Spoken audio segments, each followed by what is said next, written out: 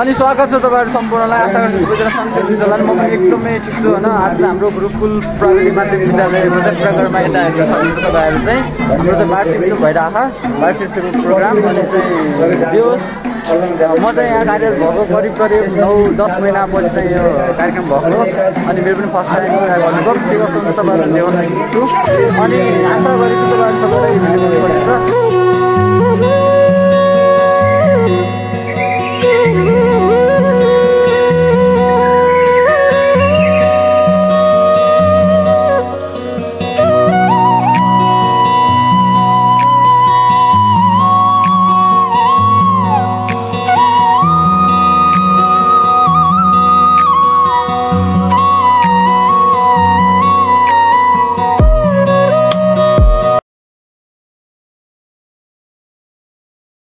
विद्यालयको 62औं वार्षिक उत्सव तथा अभिभावक मेलाका अध्यक्षज्यू, यस कार्यक्रमका प्रमुख अतिथि एवं सङ्घीय माननीय आदरणीय माननीयज्यू र यस कार्यक्रमका विशिष्ट अतिथि सुदूरपश्चिम प्रदेश माननीय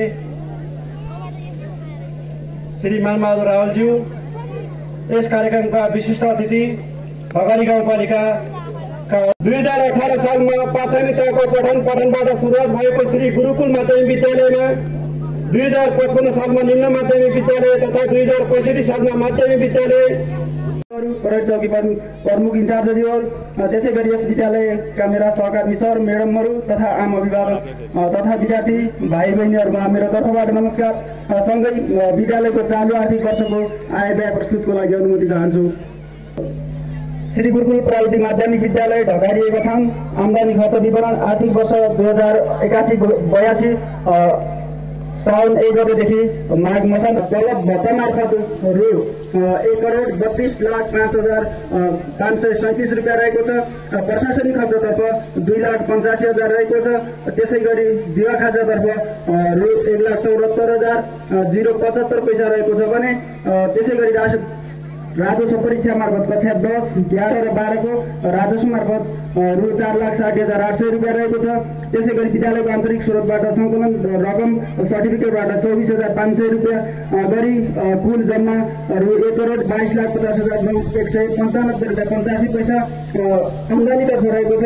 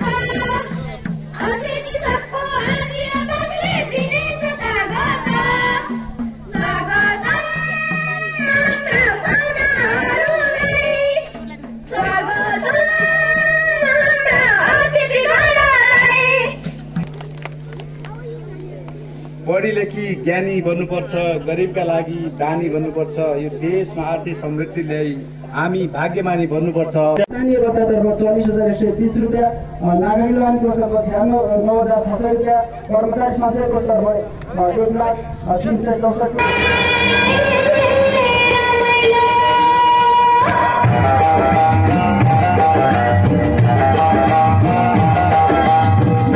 Come on,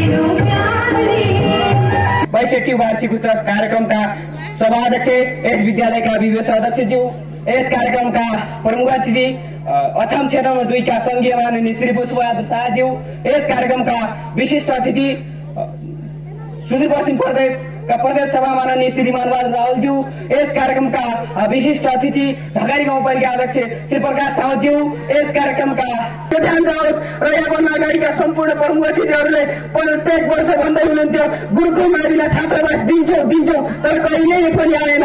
अब आगामी वैशाखमा उत्पादन धेरै प्रकारका हुन्छन्। कुनै कम्पनीले पनि आफ्नो वस्तु उत्पादन गर्छ, किसानले खेतीपाती उत्पादन गर्छ, एमबीबीएस पढाउने विद्यालयले डाक्टर उत्पादन गर्छ, शिक्षा दिने शैक्षिक संस्थाले शैक्षिक जनशक्ति उत्पादन गर्छ। त्यही मध्येको हाम्रो विद्यालय शैक्षिक जनशक्ति उत्पादन गर्ने एउटा यो उद्योग हो।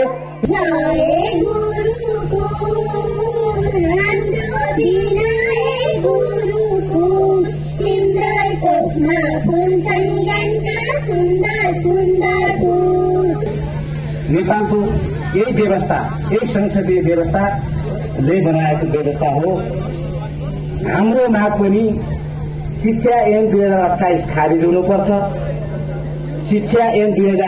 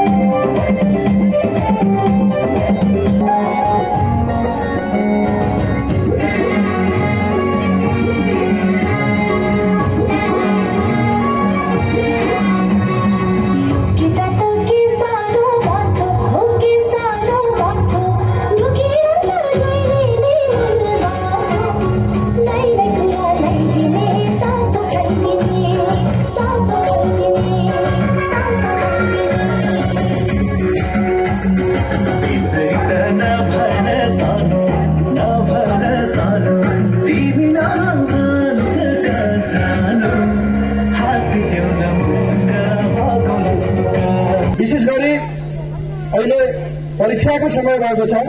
यहाँ अभिभावक उपस्थित हुनुभएको छ। म तपाईँहरू मेरो कुरा थोरै सुनिदिनु तपाईँहरूले। अहिले परीक्षाको समय आइरहेको छ। हामीले हाम्रो विद्यार्थीहरूले कति विद्यालयमा आउँछन्, कति पढ्छन् भन्ने कुरा धेरै चर्चा भइसकेको छ। वैशाख 16 गतेबाट विद्यालय खुल्छ। मङ्सिरसम्म विद्यार्थी विद्यालयमा आएको हुँदैन। यहाँहरूले के गरिदिनु पर्यो भने अब कम्तीमा पनि त्यो विगतलाई बिर्सेर हामी आगामी दिनमा त्यसलाई सच्याउला। कलाको क्षेत्रमा, साहित्यको क्षेत्रमा, मनोरञ्जनको क्षेत्रमा र खेलकुदको क्षेत्रमा पनि ढकाली गाउँपालिकाको उत्कृष्ट विद्यालय बनोस्। त्यो हाम्रो ढकाली गाउँपालिकाको कर्मचारीको प्रशासनको तर्फबाट शुभकामना व्यक्त गर्न चाहन्छौँ। त्यसै गरी हामीले सम्पूर्ण कर्मचारीको तर्फबाट मलाई यहाँ बोल्ने अवसर प्रदान गर्नुभएकोमा पहिलो त ढकाली गाउँपालिकाको कर्मचारी प्रशासनलाई धन्यवाद व्यक्त गर्दछु र गुरुकुल माध्यमिक विद्यालयमा शिक्षकले निभाउनु पर्ने कर्तव्य शिक्षकले निभाइदिउन्, अभिभावकले निभाउनु पर्ने कर्तव्यहरू अभिभावकले निभाइदिउन् र विद्यार्थीले पालना गर्नुपर्ने आचार संहिता र अनुशासनहरू सम्पूर्ण विद्यार्थी भाइ बहिनीहरूले पालना गरिदिउन् र गुरुकुल माध्यमिक विद्यालयको प्रोडक्ट देश तथा विदेशमा रहेका हरेक कम्पिटिसनमा एउटा सफल कम्पिटिटर बनेर निस्किउन्। यही शुभकामना व्यक्त गर्दै आफ्नो छोटो मन्तव्य यही अन्त्य गर्न चाहन्छु। धन्यवाद। विद्यार्थी संख्या भएको प्राविधिक धार पनि पढाइ भइरहेको र यो विद्यालयले शैक्षिक प्रगतिको स्तर पनि धेरै राम्रो भएको कुरा हामीले सुन्न पाएका छौँ। यसको लागि विद्यालयको र यो पालिकालाई पनि गाउँपालिकामा रहेका सम्पूर्ण विद्यालयका तथा प्रतिनिधिहरू, ढकाली गाउँपालिकामा रहेका सम्पूर्ण कार्यालयका प्रमुख तथा आइफोनवाला मान्छे तपाईँको पैसा हामी एन्ड्रोइडवाला के गरौँ यहाँ? समस्याहरू केही कुरा छोटो रूपमा बोध गराउन चाहन्छु। किन भन्दाखेरि आज हामीले सौभाग्यले हामीले दुईटै हाम्रा महारानीहरू यहाँ उपलब्ध गराउन सफल भएका छौँ। यसमा नै म गुरुकुल मावि ढकालीलाई हार्दिक धन्यवाद दिन चाहन्छु। प्यारोमा मैले नमस्कार गर्न चाहेँ। मैले मेरो जिन्दगीको छोटो समय यो विद्यालयमा व्यतीत गरेको छु। त्यो समयमा मैले यहाँ केही तिता मिठा अनुभवहरू बाँड्ने लिएर तपाईँहरू समक्ष शुभकामनाका शब्दहरू बाँड्न पाउँदा असाध्यै खुसी भएको छु। यो विद्यालय परिवारप्रति हार्दिक कृतज्ञता व्यक्त पनि गर्दछु। अब यहाँ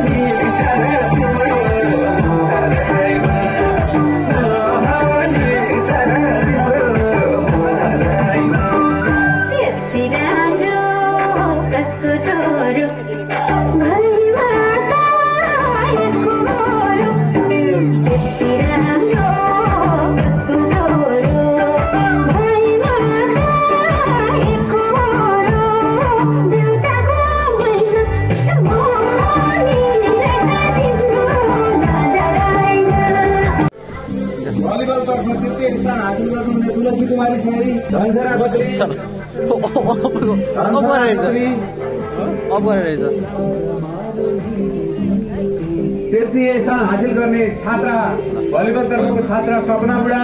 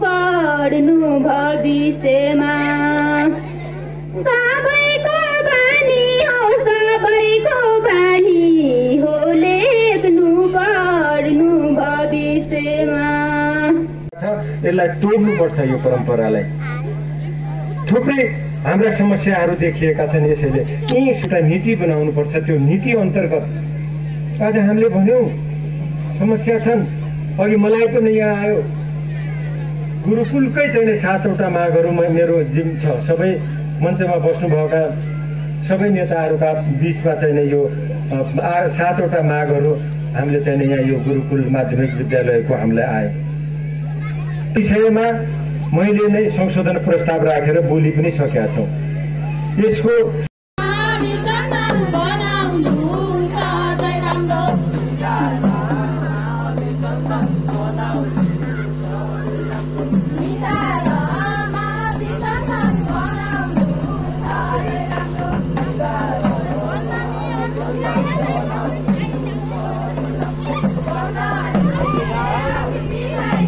सो गाइस कार्यक्रम पनि समाप्त भइसक्यो अहिले जे होस् ब्याट्रीको चाहिँ अवस्था लास्टमा नाजुक भएको कारणले चाहिँ राम्रोसँग भिडियोहरू बनाउनु पाएन पछि हामी त्यही भएर ह्यान्डसम आएका होइन खास नको मान्छे हामी ह्यान्डसम आएका होइन खास नको मान्छे हामी कार्यक्रम जे समाप्त भइसक्यो पछाडि हेर्न सक्नुहुन्छ तपाईँहरू सबै खाली भइसक्यो अब कोही शिक्षकहरू हुनुहुन्छ हामी दुईटा चाहिँ अब जे होस् घरतिर जान काँडा पनि यो जाडोले खत्तम भइसक्यो पुरै म चाहिँ बिहान अब हिरो भनेर आएँ खास फेरि यो हाइनेक्स लगाएर आउनु छोडेर तर हाइनेक्स लगाएन मैले किनकि दिनमा घाम हुन्छ भनेर तर चाहिँ खत्तम भयो आज दिनभरि हावा पनि चल्यो ठिक छ यो कार्यक्रम एकदम राम्रो भयो भन्नुभयो कि होइन सर एकदमै गजब भयो यो यस्तो समय कहिलेकाहीँ आउँछ यो समय एउटा समय हाम्रो आयो यस्तो अवसर भेटघाट हुने अवसर रमाइलो गर्ने अवसर जिन्दगीमा कहाँ फर्की आउँछ नि सर हो नि गजब रमाइलो गरिहाल्नुपर्छ बरु पछिल्लो दिन अर्को मजा पछिल्लो दिन हुन्छ अर्को मजा पछिल्लो दिन तर चाहिँ अहिलेको मजा के हो त्यसलाई चाख्ने अब सो गाइस भिडियो कस्तो लाग्यो तपाईँहरूले चाहिँ कमेन्ट गरिदिनु होला यदि तपाईँहरू मेरो च्यानलमा नयाँ हुनुहुन्छ भने चाहिँ सेयर अनि सब्सक्राइब गर्न चाहिँ नबिर्सिनु होला भन्न चाहन्छु आशा गरेको छु जे तपाईँहरूलाई भिडियो मनपर्नेछ भेटौँ अर्को भिडियोमा त्यसम्मको लागि बाई बाई